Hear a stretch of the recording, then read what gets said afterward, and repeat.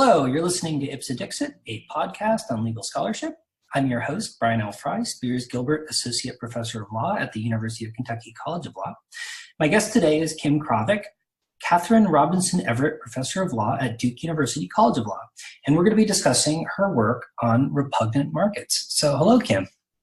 Hello, thanks for having me. My pleasure, my pleasure. As I said before, I'm such a huge fan of your work, and especially your work on this subject, which I think is really provocative and really important as well. Thank you so much. Yeah. Thank you. I really appreciate that.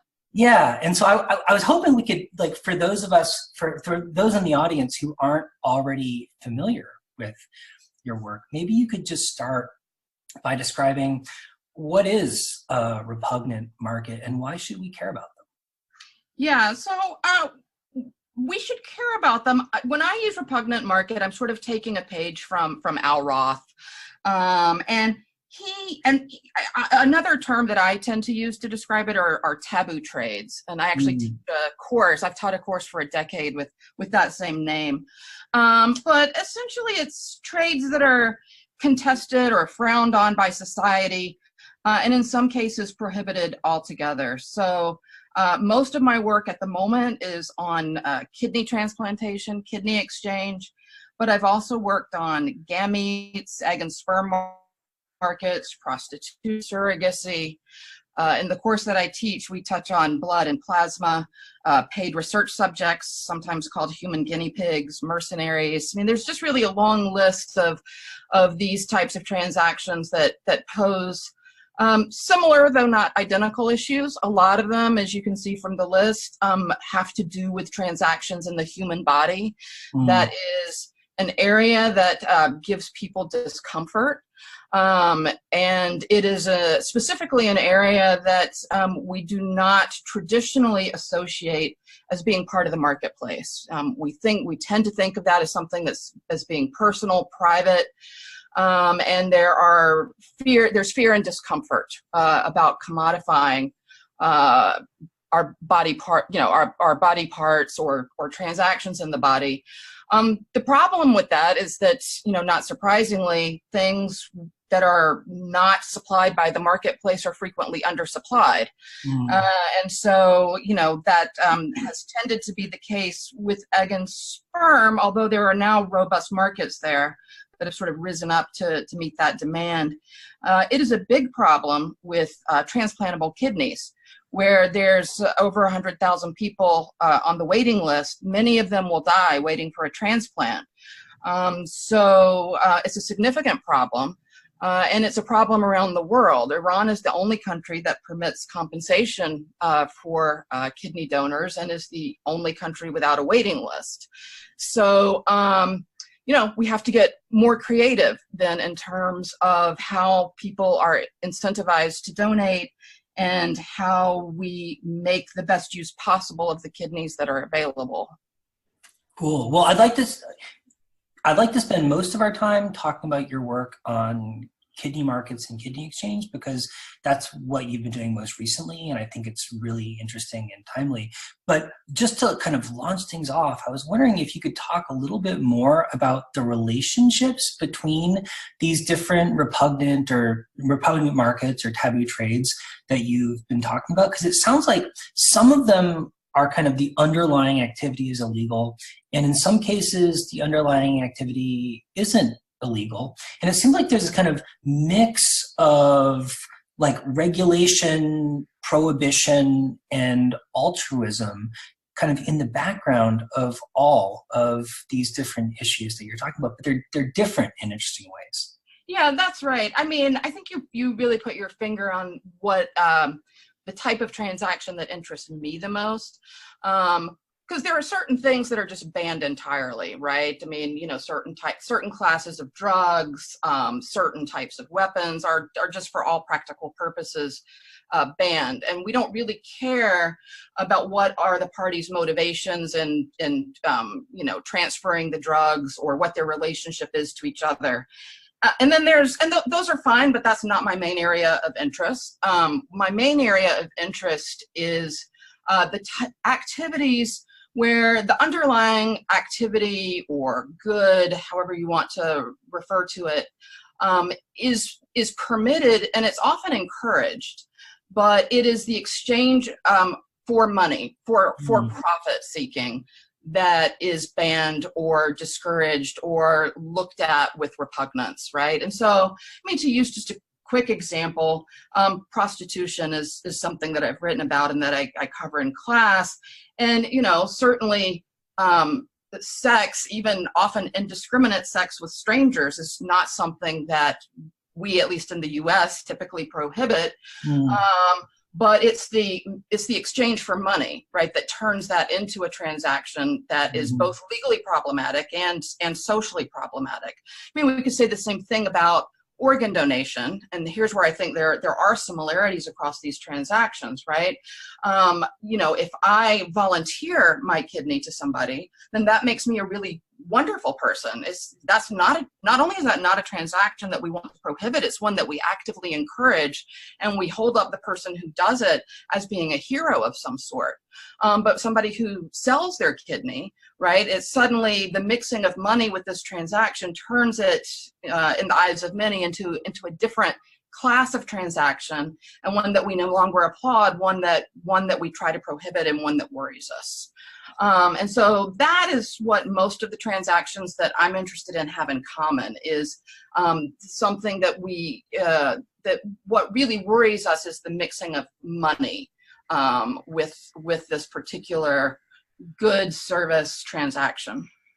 Okay, so there's two different things that I think would be maybe interesting to touch on, and I'll kind of let you decide which to go with first. But I have kind of these two questions about, one, why is it that we have this kind of repugnance or create a taboo for particular kinds of trades? And also, you know, what can we do about it, or what should we do about it? Yeah. So, I mean, why, I think, is a difficult question, and one that there's not agreement on. I mean, I think what there probably is agreement on is that the repugnance or discomfort usually involves the encroachment of something that is considered sort of profane or of a lesser class, and that's the marketplace, into a world, a relationship, a good that is considered more sacred, right? And so just again, to go back to the example of prostitution and sex, right? You know, that is something that, according to many, is sacred, right? It's exchanged for love. It's exchanged only in the context, perhaps, of certain relationships, at least in its ideal form.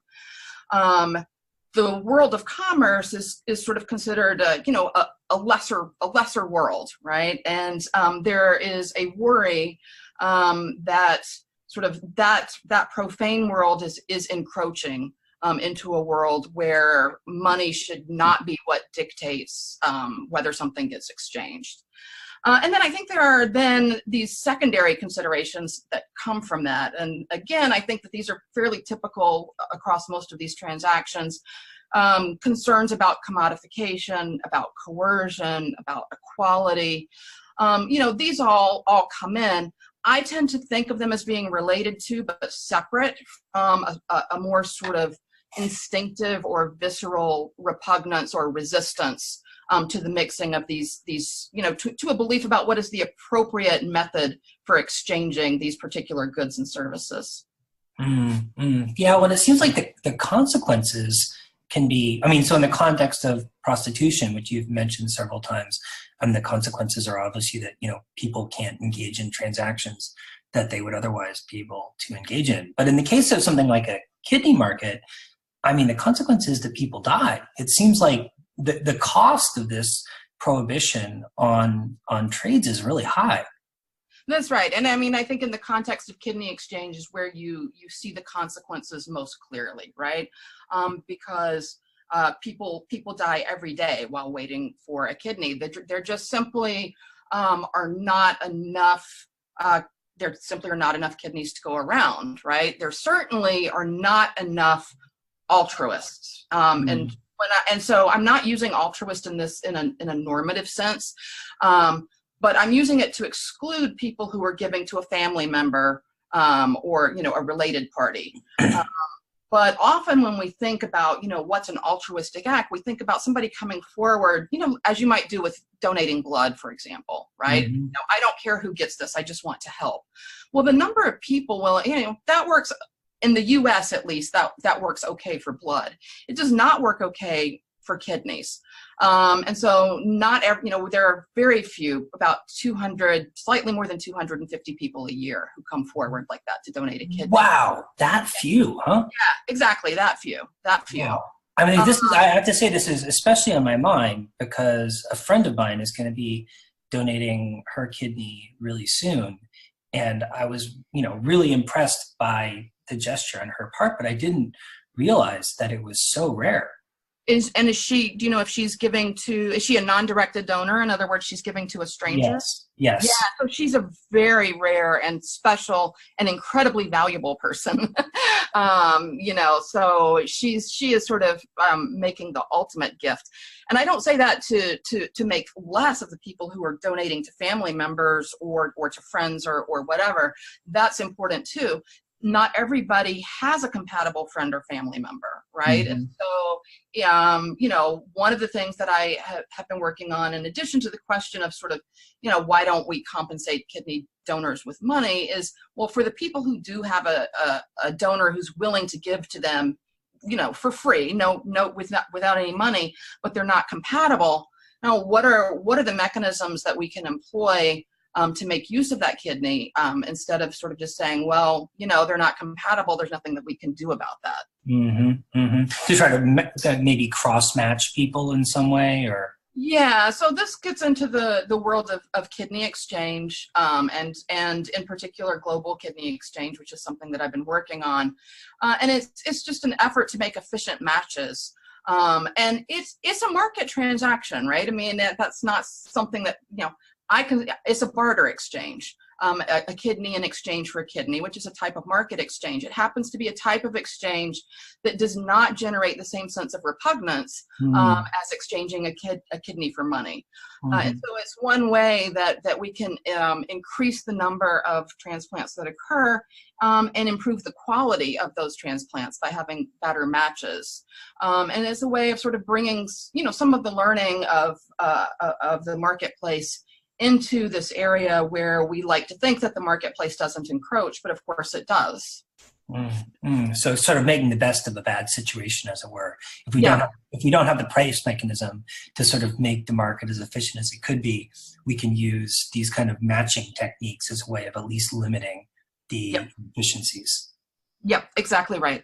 And that's one of the things that I think, you know, makes kidney donation both a really interesting and really interdisciplinary area to work in, because then by definition you have you have market designers who are working on the matching algorithms, you have economists, you have kidney transplant surgeons and nephrologists, you have lawyers like me, you have bioethicists, philosophers, sociologists. So it's an interesting field where I think everybody is focused on a common problem and trying to sort of pool their resources to make the best of a less than ideal situation. Mm-hmm.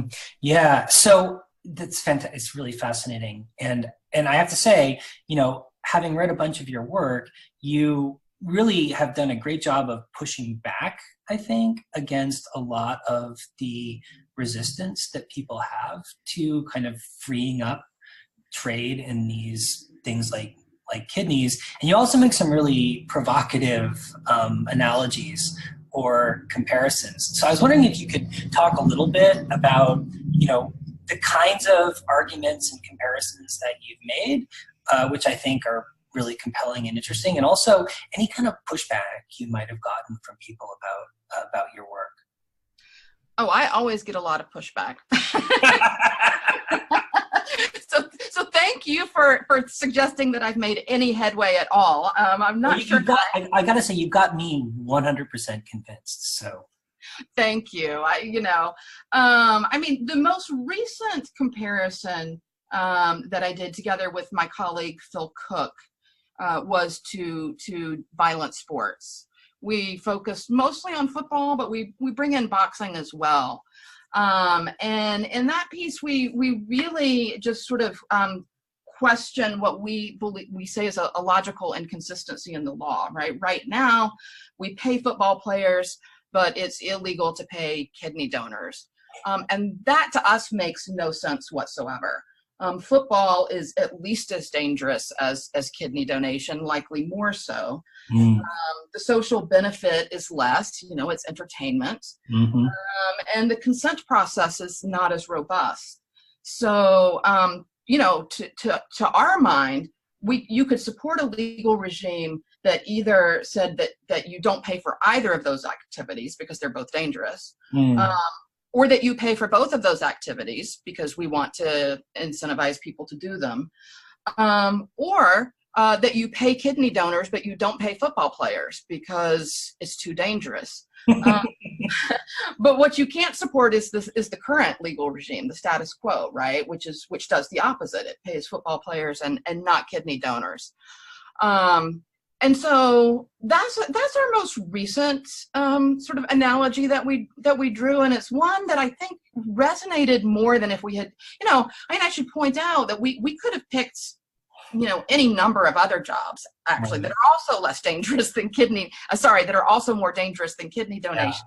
Yeah, but it's a great. I mean, it's a great moment for football though, because I feel like with the discussion of brain trauma and football and whatnot, it's like very salient to people just how dangerous it really is. Yeah, I think that's exactly right. And it's something that a number of people, at least a number of people that I observe, are feeling guilty in some ways about their fandom, precisely because of these issues, right? I mean, in particular, the fears about CTE and repeated head trauma. And so I think the moment was ripe to make that comparison. And it's one that I think probably got more traction, you know, than if we had picked deep sea fishing or something else that, you know, that is also dangerous. Right. And so what kind of reactions have you gotten to this work? You know, I mean, you have a sense of like what percentage of people react really negatively versus people who kind of have a sort of revelation and realize that you're right and that they shouldn't feel that these are repugnant markets, or, you know, what do people say about some of these arguments? Yeah, you know, actually the response was more accepting than I anticipated. And I think that in part that is because of the attention that the risks of football have gotten lately. And so people were kind of primed to accept the equivalence of the two in terms of riskiness. Now, granted, academics may not be a representative audience, right? I think academics are a representative audience of nothing in general. Of nothing, right. So, you know, I'm telling you sort of the reactions from fellow academics. Most of them, I think it's safe to say, fell into the category of we should ban both of them. We should ban payments to both of them. And so, you know, that I wasn't expecting. I was expecting people to defend football more robustly. I think precisely because we tend to take as a given the appropriateness of any type of exchange that we're used to, right? And so football is one of them. Boxing is another, despite the violence inherent in both of them. Whereas we tend to be very uncomfortable with introducing new markets or new transactions or even new technologies, right, that haven't existed before. And that would be the case with compensating kidney donors. So I was actually surprised at the ease with which people were willing to let go of professional football as a worthwhile endeavor. Wow, maybe this says something about me, but I'm actually kind of surprised that academics and especially law scholars weren't more open to the idea of organ markets. Yeah, I mean, their academics may be more open to the idea than the general public. I don't know, but no, I think that overall, this is not a market that people are willing to embrace. Now, in fairness, our paper was primarily about risk, and there are other reasons that people may have for objecting to kidney markets. We wanted to put one objection to rest, and I think we did successfully, and that's the riskiness. But then people do have other objections, things like commodification, coercion, equality concerns, and we address those in the paper to a lesser extent, but we do address them. And you know, to my mind at least, none of those are legitimate reasons to prohibit a regulated and careful, right, approach to compensation. Yeah, I mean, they all seem like a kind of mixture of paternalistic and solvable. Yeah, that's exactly right. I mean, so I think that people don't recognize, first of all, how solvable some of these objections are. And, you know, again, one has to proceed cautiously. So with respect to, for example, I mean, equality in this case is, to me, the easiest one to address, in part because dialysis, which we pay for through Medicare, is so incredibly expensive. Transplantation is much cheaper, right? So, you know, to the extent that one would be worried, as I would be, about a marketplace in kidneys where only the rich, for example, had access to transplantation, that's a worry that's easily dispensed with here, because the money that we save from getting people off of dialysis could in fact be used to compensate kidney donors, and it can be done quite easily. And so to me, equality is the easiest, you know, this is a really easy setting to address it because we don't have to come up with new money. And anytime you have to come up with new money to address inequality concerns, then that's a hurdle. But here we actually already have this bucket of money that we're spending on dialysis that could put to a much better use. Yeah, well, and one wonders what the market clearing price for a kidney would be, you know? Yeah, that's right. And I mean, there are various estimates, and I'm not sure. And actually, I think that, I don't remember the exact number that we put in the paper, but I think that we used an estimate that Phil Held and his colleagues had come up with. And I don't remember the exact number, but it was certainly more, it was certainly an amount that was completely doable given the money that would be saved from dialysis. Yeah. I guess one of the things that always got me about a lot of the objections, especially to kidney and other kinds of organ markets, is that, you know, I mean, like, the objections, to my mind, should always be set across from the question of how many people are going to die, you know? Like, I mean, how many lives are these values really worth, you know? Yes, that's the way I approach it as well. I mean, in fairness, that is not the way everyone approaches it, right? I mean, so if a certain action was immoral, then the fact that immoral action would save other lives would not be a reason to engage in that immoral transaction, according to that view. That I'm okay with that. That's not my particular approach, but it seems to me that then one needs to have some fairly robust arguments for the immorality of this particular action, right? And it needs to be more than you know, this commodifies and cheapens us and turns us all into just suppliers of body parts. I mean, I just don't think that that's true. At least I don't think that it has to be true. Let me put it that way. I'm sure that there are ways that we could organize the marketplace that would make that true. There are also ways to organize the marketplace that would make that not true. So, you know, that to me is again, and I use the term market design very broadly as Al Roth does, right? To sort of include the legal regime, you know, the matching algorithms that people like him work on, and then as well as sort of things that my co-author Kieran Healy, a sociologist, is very focused on, which is sort of the institutional support, the institutional framing, right? How do we these aren't, things like altruism or feelings of commodification don't just arise out of nowhere. It's part of a process where repeat actors, organizations, and governmental entities are very much involved, right? And so they have mechanisms for making transactions more or less palatable, and we should focus on that. Kieran and I have actually written a couple of papers sort of arguing about that institutional lens that should be brought to bear. Well, this is a great opportunity to transition to the other question I had for you, which was about your experience publishing in a, kind of uniquely or kind of unusually interdisciplinary way in a lot of these subjects. I mean, unlike a lot of law professors, you don't just publish in law reviews, but also in economics journals and medical journals. And I was wondering if you talk about sort of your experiences with that and how it's happened and how it's affected your scholarship in general.